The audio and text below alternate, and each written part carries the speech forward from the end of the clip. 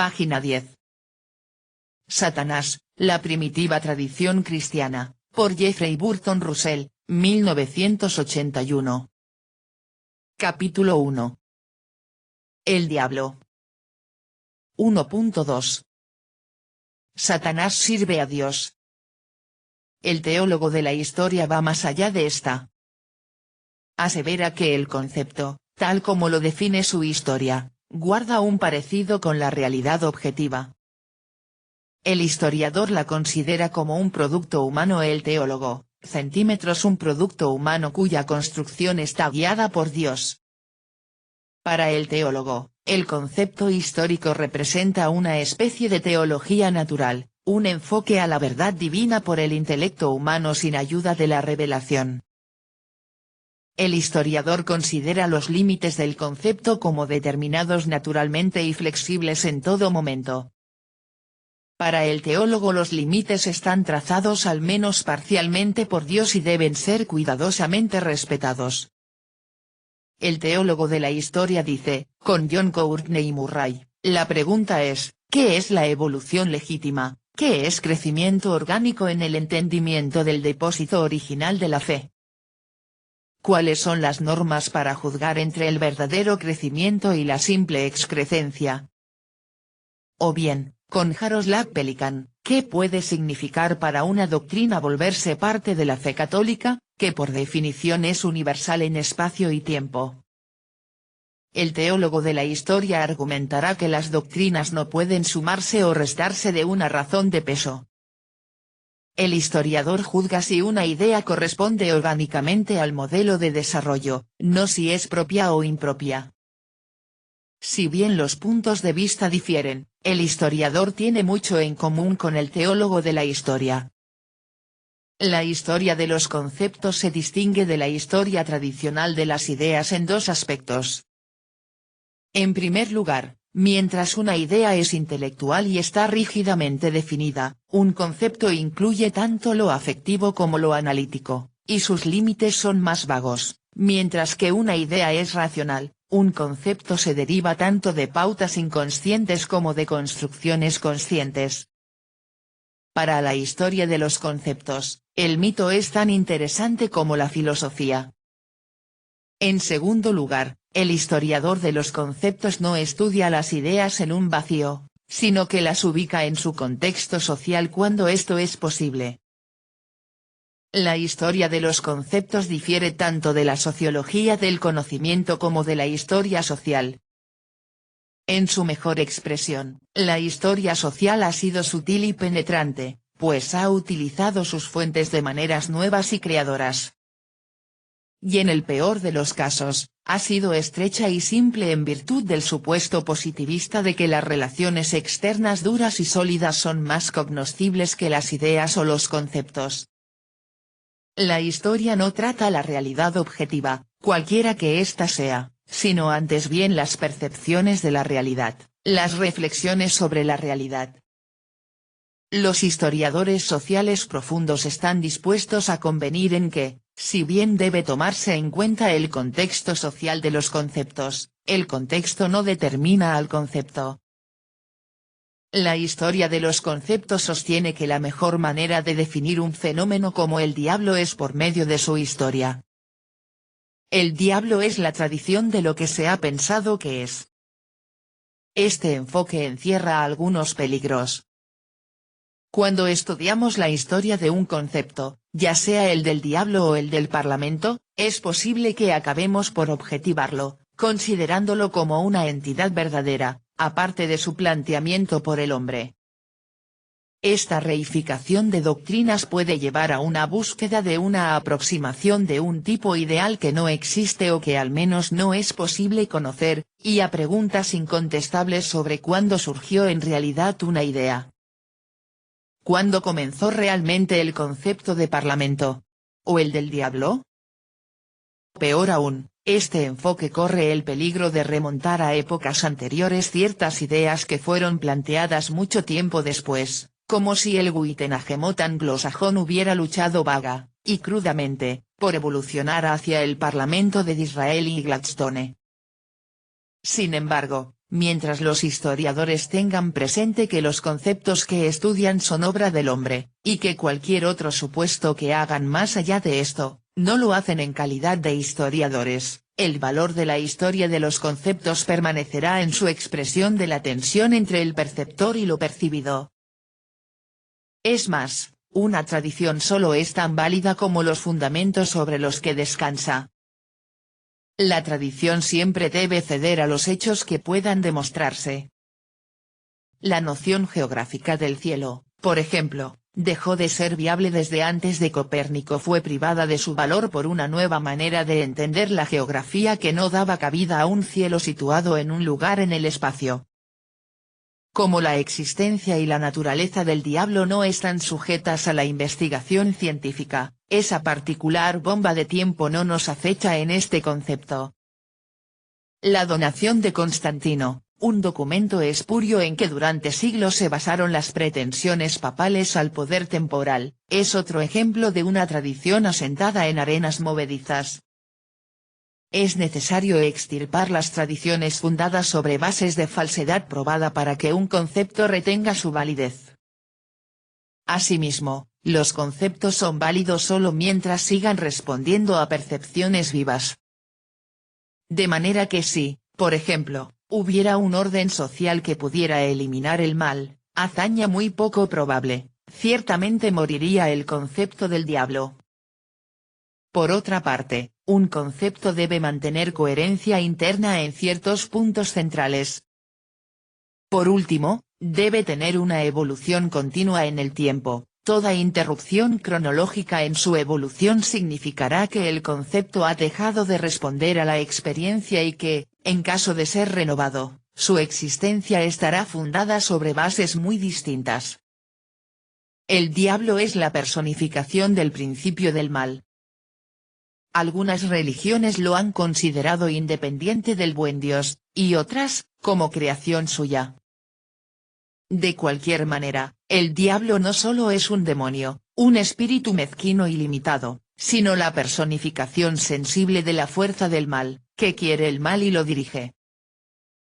La tradición religiosa se ha referido tanto al diablo como al Señor en términos masculinos. El diablo es masculino en la mayoría de las lenguas. La tradición sugiere numerosos espíritus femeninos subsidiarios del mal pero simboliza al espíritu principal como masculino.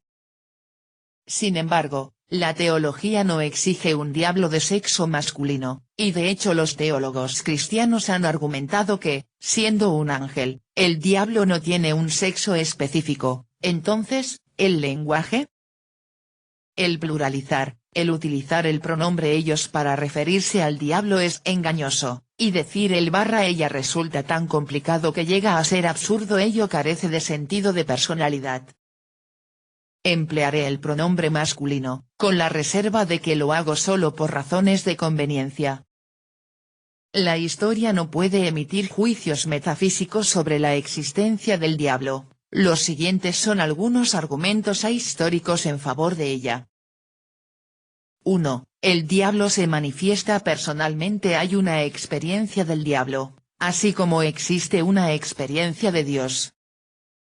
2. Hay una experiencia humana universal del principio del mal. Algunos autores recientes han hablado de una diabología natural, afín a la teología natural. 3. La existencia del diablo puede demostrarse ontológicamente. 4. La existencia del diablo puede demostrarse a priori, a partir de ciertos supuestos teológicos. 5. Se acepta al diablo sobre la base de la evidencia bíblica.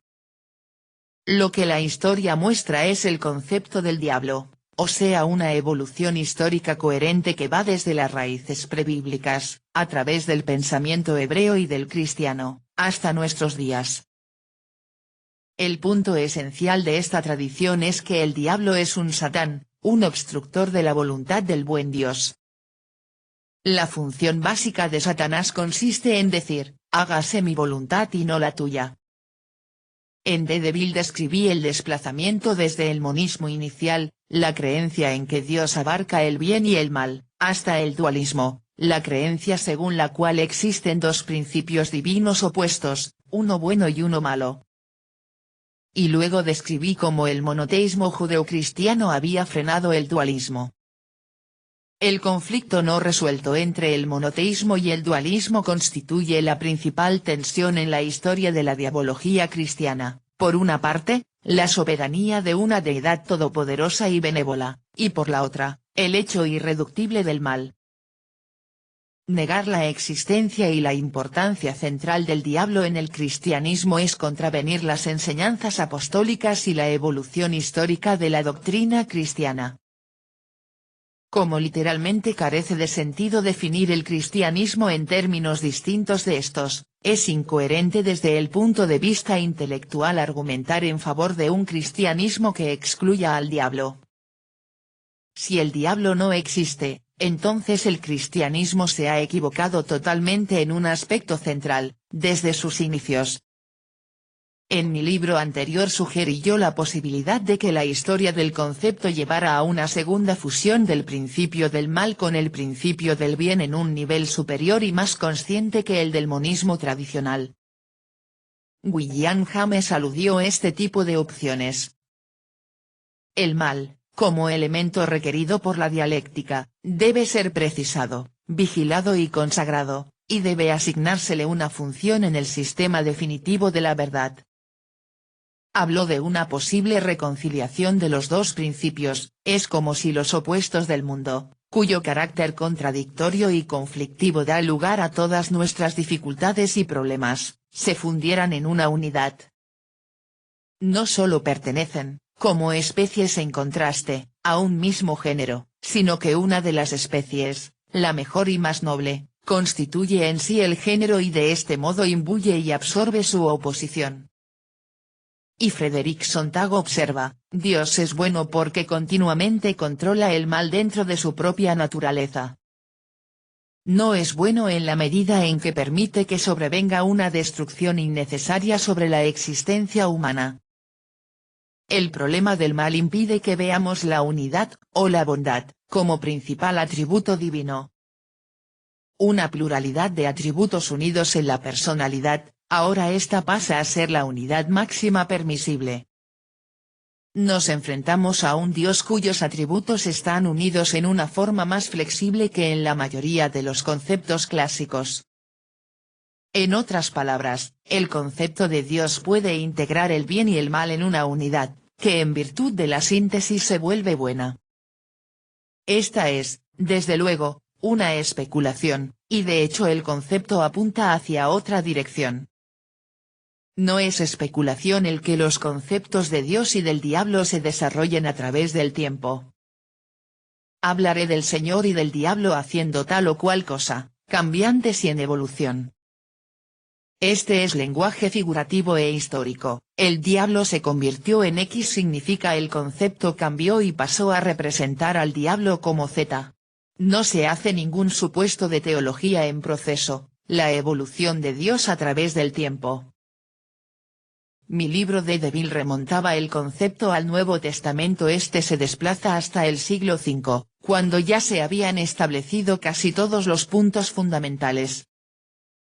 El presente volumen trata de la evolución del concepto del diablo principalmente en el cristianismo y ofrece solo un breve resumen del pensamiento judío postapocalíptico, puesto que el concepto del diablo ha tenido una importancia mucho menor en el judaísmo que en el cristianismo.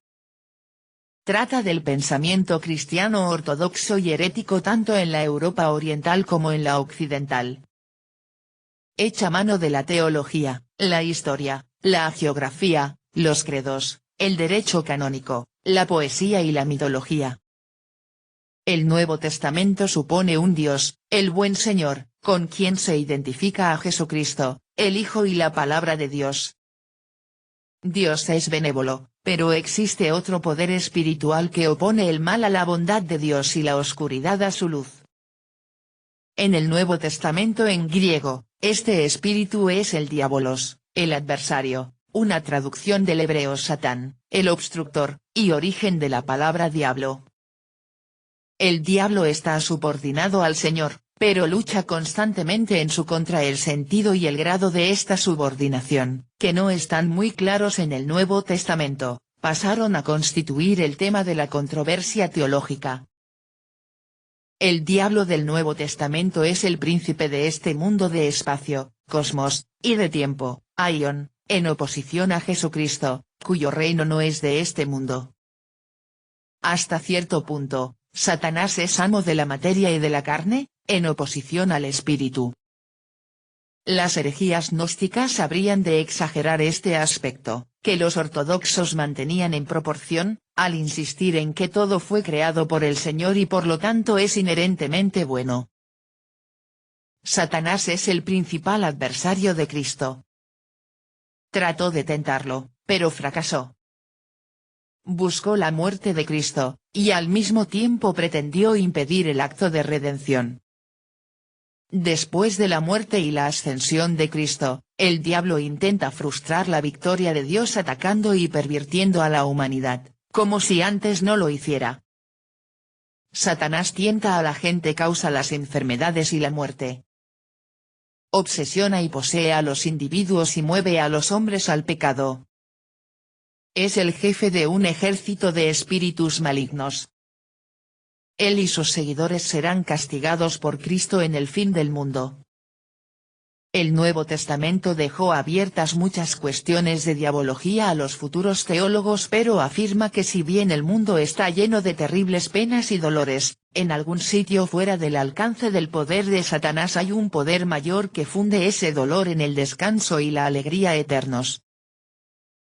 Mientras el Nuevo Testamento daba al diablo una importancia considerable, el pensamiento judío evolucionaba decisivamente en otra dirección.